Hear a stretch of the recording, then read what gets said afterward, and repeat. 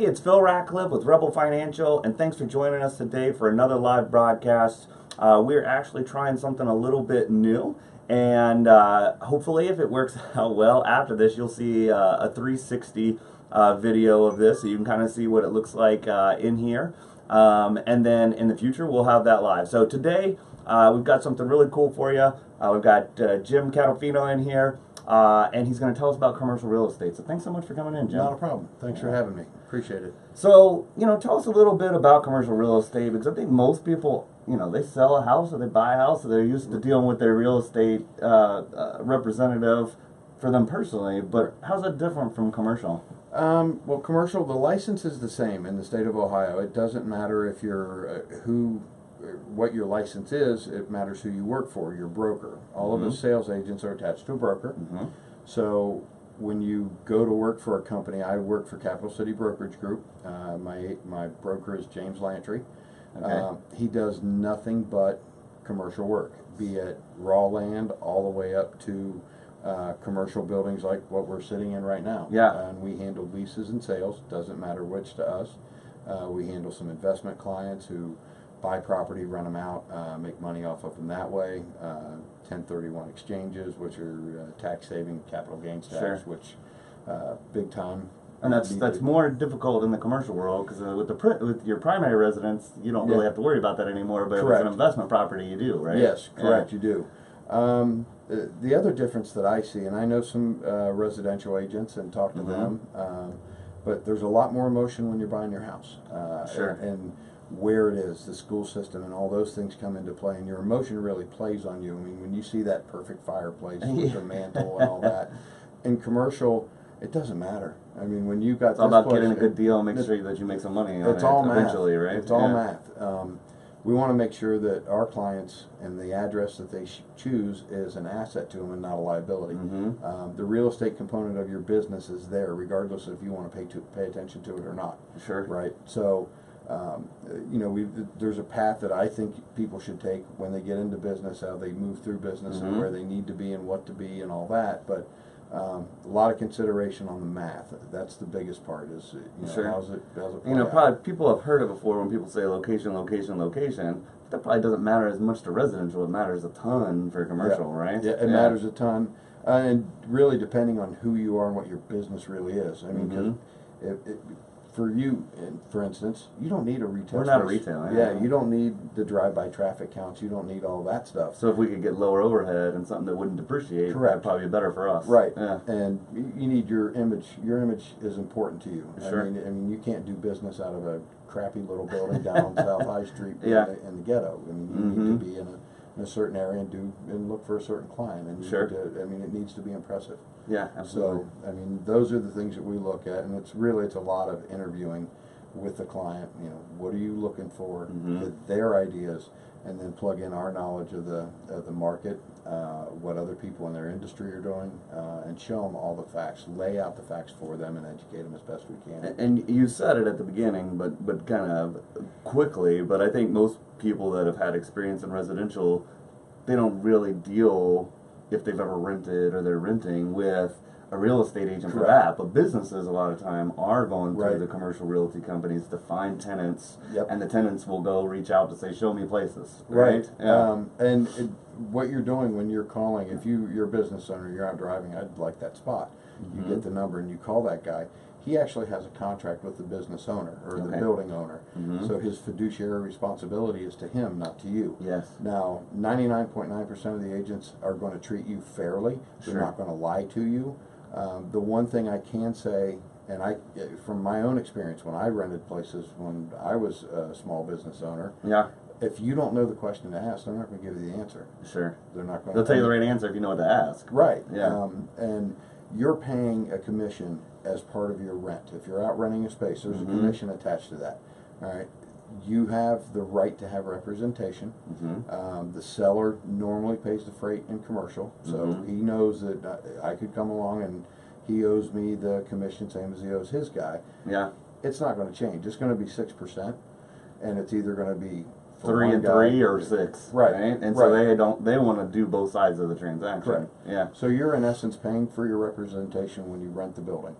It's not coming off the top. All right. Yeah. So you might as well have someone that has a fiduciary responsibility to you. Sure, I mean, it's, absolutely. and that's how the game should be played. It just makes it fair for everybody. We know the questions to ask. I can also look up the comps of leases in the area. Maybe not all of them, but there are things out there. Make sure you're getting a fair deal. Yeah, It's make not sure like way above or what's up. Right, Yeah. and know that we're sending you the, you're not losing out on some amenities that may be available and things like that. Okay. So let's talk about, I think one of the coolest things when we talk to people is like telling stories. So tell us about some interesting projects or listings you've been a part of. Okay, one just completed up in Delaware, Ohio, in downtown, 38 East Winter Street. It is a, gosh, building had to be built in the 1920s. Really cool old You don't think about building. Delaware being that old, but Yeah, downtown Delaware is very cool, little small town feel and a big city atmosphere, not too far away. Buckeye Bookkeeping Services, Melissa Mercer, who is the head of that, looking for new space or a growing business. Cool. She had 700 and some odd square feet for 2 or 3 accountants, and she's doubling that. She's going to 1,500. Wow. We're going to have 6 people on staff. That's awesome. But the building literally got jobbed from top to bottom. Yeah. The gentleman who bought the building actually has his new restaurant called Oak and Brazen in the bottom, and now he's rehabbing the top. He has 2 firms, Buckeye Bookkeeping Services being Well, that's one. nice for them to take something that was old and probably run down to something that's nice and new, nice plus good businesses being in there as well. And she came up with a design. Her daughter's just graduating from Miami University with design and architecture degree, and she put some stuff together. The owner liked it, decided the whole upper floor was going to be that design. Melissa, I mean, so it's really neat to see stuff develop. I mean, from 700 foot, I just need a little bit more to now we have a building basically designed by my tenant. And, so yeah, that kind of stuff is cool to see that happen. Oh, that's cool. So one of the things I had a couple questions on. Let's share the screen here. Okay. So they're going to be able to see what we're looking at right here. And I really like your Facebook page because it looks like you post some good things in here about different projects that are going on around the area. I saw there's a GD Ritzy's coming back. I remember that when I was younger, and I haven't seen one in forever. When I was a kid, they were here, and I always thought it was a really cool place. I mean, when you're 12, and I mean, hamburgers, ice cream, little shoestring, fried, how do you go wrong? So it's nice to see them coming back. And there's a lot of stuff like that going on in Columbus right now. We are a growing city. Columbus 2020, which does a pretty good job of telling people what Columbus is about and attracting new businesses here. They're expecting us to have a population of about 5 million by 2035. That's crazy. Now that's the 13 county radius of 17 years. Yeah. Yeah. So, and it's not going to come from birth rate. The amount of people that are going to move here. The closest thing I can compare this to, and when you take a history lesson in real estate around the country, Atlanta in the 80s just boomed, and it's there. Hopefully we don't get the traffic gridlock like that.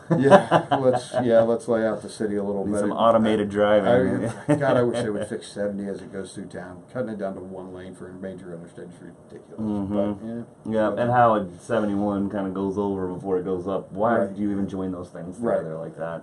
So.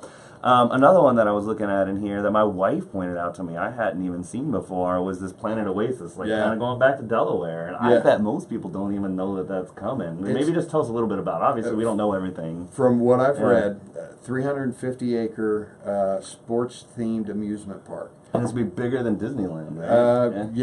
It's kind of incredible. Glimsher Real Estate or Development, I'm not sure how they go now. They used to own malls. They've divested out of malls, and we all know where they're heading, where shopping malls are. And this is the first major project I've seen from them. They may have more, but I mean, hotels, restaurants, theme park. It's a resort atmosphere, indoor hang gliding and or parachuting. I heard surfing, they're going to have they're going to wave machines, wave pool, you're going to basically be able to take a vacation there for 6 days. Well, they said I might have said this already. It's bigger than Disneyland, not Disney World, but Disneyland. I mean, that's pretty substantial size. That'll be pretty cool. It's very impressive that they were able to put 350 acres together without the price skyrocketing to make it out. I mean, if it's too expensive, it's too expensive. You can't do it. It's got to be an all or nothing thing. The math happens. So to be able to put that together, they have some very skilled agents that worked on that. They were able to pull this off, and without somebody trying to gouge them or and just making it not viable. Right. Yeah. That's what killed Walt Disney buying more land down in Orlando. People found out it was him, and he said, "I got enough. Let's go on TV." And rest is history.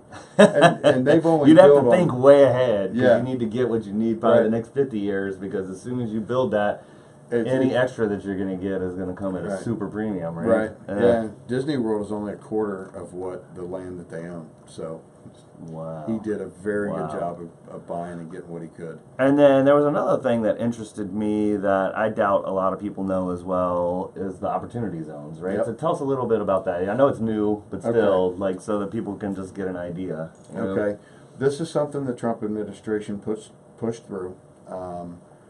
Came to fruition through House and Senate and all that in December, signed into law.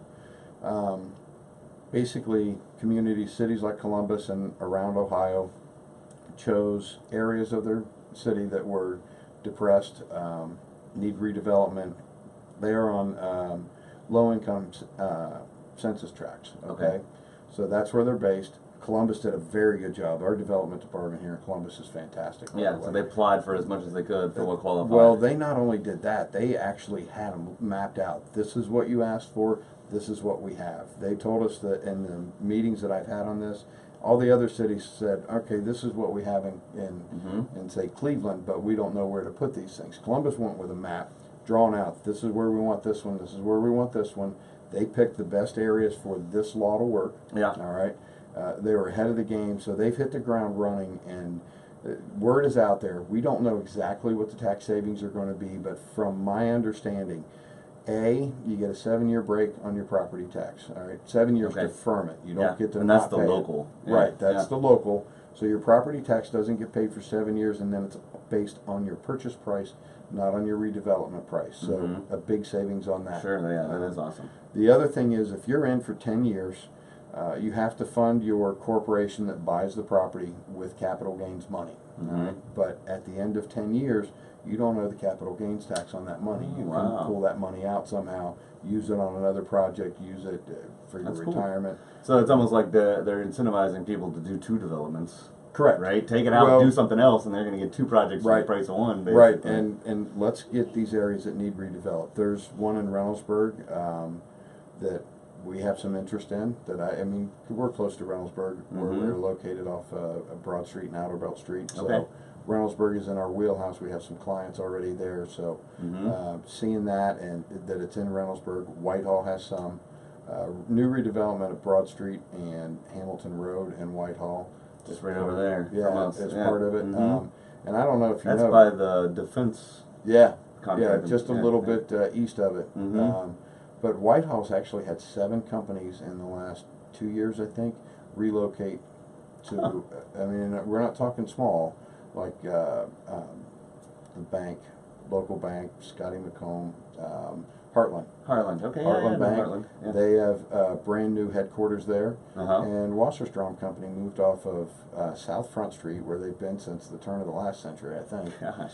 They moved into Whitehall. They moved their headquarters there and sold their property down. And Columbus has done a really good job, because they got that smart city thing, and now they're taking advantage of this for a while. And I know they've been partnering like with New Albany and stuff. That is obviously trying to do a lot with the tech venture capital stuff. Well, they have Google and Facebook are both opening info centers, basically, data centers, where they're going to keep all their stuff. Columbus is still in the running for Amazon HQ2. Yeah. Everyone says, "Oh, they're not coming to Columbus. They're not coming." We're in the top 5 or something. Right. The list started at 30, and Columbus is dark horse. And as we go down, we're awesome in terms of like cost of living. But I did see some article out on that Columbus Business First that was talking about our unemployment is almost at nil. So it's like that's going to be the hardest thing. It's like we need more workers around here. We need more people to move here. Right? We need that's what's going to happen. Right? To see Amazon, though, I mean, look at all the colleges that we have and all the workforce that we can supply to them. Instead of them having to go out, they could just come here. And then look at Ohio as the whole. We're the easiest to get to from any. I mean, if you're in Cleveland, we're only a 2-hour trip. If you're in Cincy, it's an hour and 45. So you can get here from pretty much anywhere. We're within, what is it? 3/4 of the population is 500 miles away from Columbus, Ohio. Wow. And so we got a lot going for us here. Sure. Our cost of living is still low. I expect that to go up with housing. If you're in the commercial or the residential real estate market, it's insane right now. You put a house on the market, it's sold in 2 weeks. Is roughly. Oh yeah, I've got lots of clients that I just had one that I talked to 2 days ago, and she told me the first day within 3. No, she's Upper Arlington. Yeah. Within 3 hours, Gone. sold for significantly over list. Right, You know, so and that's a product of a seller's market. There's not enough inventory. Mhm. I've heard stories that it's, we have 2,500 houses on the MLS. Well, we sell that in a month usually in Columbus, and you need 6 months worth of inventory to make it an even so we're market. at 1/6. Yeah. And everyone says, "Oh, it's great to be a seller, then, isn't it?" Well, yes. But you got to buy something You else. got to find right? something else first. So unless you're going to go rent or something Right. or move somewhere else. right, Yeah. I do expect new homes to start going up, but again, with the labor shortage, we have some 5 million blue-collar jobs going unfilled every year because I people saw are not- another post of yours online that Yeah. was talking about that as well. Yeah. I mean, and I don't see what the problem is in going to a welding school, say, and making 80 grand a year. out of I've got college. a couple contractor clients, and they're just like, God, I wish I could get a machine that could hang drywall or something. Right? Yep. Yeah, the robots aren't doing that yet. Not yet, right? Yeah. Maybe another decade Give or it so. time, right? but, Give one of those contractors a little engineering. Well, all right. So as we leave our viewers here, tell them how they could best use a commercial real estate agent, or maybe some of the telltale signs to say, Okay. hey, I need representation, right? Yeah, so. Okay, so first off, if you're a small business owner, your company's growing, and you need to either expand into a new place, another location, or just grow your current location, I can help you plan that move and how it's going to go. Mhm. I mean, any qualified commercial real estate agent can do that. I would like you to choose me, obviously, but the other thing is having a plan moving forward for your company. Mhm. I mean, people plan their finances with you and your company. Yeah. We can be the real estate part of your business. We can help you with that. You don't have to have us on staff. You don't have to buy my insurance and all that. I can just help you plan and get you on the right path, know where you're going. Sure. And planning is the key to any business. That's why a business plan is so vital, because you refer to it and it gives you Think about it ahead of time that's your when you're going playbook. to need more space, not just Right, go out one weekend. right. Yeah. If you're a buyer in the marketplace in commercial real estate, most of the time I don't cost you a thing out of your pocket. It comes out of the lease and or purchase of the building that you're looking at. If you're a seller in the market, I can, obviously you're going to pay me and whoever else a commission. It's 6% is our standard rate right now, Okay. and I don't see that going up. But I can also help guide you with that money that you make. If you make profit, where are you going to put it? Are you going to look at another building that you're going to own and make profit off of, or are you going to put it into? There are some REITs out there that will help you shelter that money from capital gains tax. Okay. It's still investing in real estate. It's just on paper. It works kind of like a mutual fund. You Yeah. know those things. Uh-huh. But really, I can help you plan and help set your company's future up. And that's really what I like to do. I was a small businessman for 20 years with my father. I would like to see people be successful in small business. It's really the true freedom that we have in this country that you can't do elsewhere. You can own your Absolutely. own and guide your own life, and have control of your own destiny. And I like to work with people like that. Yeah, Think that's like cool. that. I think obviously you got to start somewhere, and commercial real estate is expensive, so you're going to probably start off renting or leasing. Right. But eventually, I mean, those contracts are not in your favor. Those triple net. Triple nets are tough. So when you can own your own property, Oh yeah. then it's kind of like, if you ever, been in real estate when you were younger, you try to get that duplex where you can rent out half of it and work Right. in half of it, and so Right. as your business grows, it's just kind of like you were talking about with the guy in Delaware with his restaurant. Yep. That's helping him to have the renting upstairs and Yep. him owning the half residual downstairs. income. Have somebody else help pay your freight. The other thing is, McDonald's is the largest restaurant in the world, right? Right? Real Pales estate. in comparison to what their real estate holdings are Yeah. and how they operate. Ray Kroc was about to go out of business, and he talked to a real estate agent and figured out the game and how to play. Use the game. cash flow to own the property. Right, Yeah. and use the property for extended cash flow. They now have money coming in rent every month from their franchisees. The franchisees pay for the buildings that have their name on it, plus they get the franchise fee from the franchisor. So, that's pretty sweet. So that's how they make money. That's how McDonald's has grown to how they are. Yeah. I mean, that's their leader, like it or not, their leader in the industry. Oh yeah. Well, thanks so much for coming in Not and a sharing problem. with us Thanks for today, having me. Jim. Enjoyed it. That's a wealth of knowledge. So whether you're watching this live right now or whether you're watching it sometime in the future, it's good information. If you're thinking about getting into commercial real estate, you're a small business owner and you're thinking about expanding or changing or moving locations, whatever, give Jim a call. Let him help you out. Hope you're having a super finish of the week. Join us next week. We're going to have Enos Lanham in from Dublin Toy Emporium. So pretty cool. So some unique toys that I think get overlooked by the big mass box toy store. So I think it will be a good thing. And of course now, I mean, like even Toys R Us going out of business, it's kind of sad, right? So I have somebody local here that's still doing it and doing it well. So you guys have a super weekend. And comment, let us know how we can help, or Jim, and we'll try to help you out. So have a good weekend.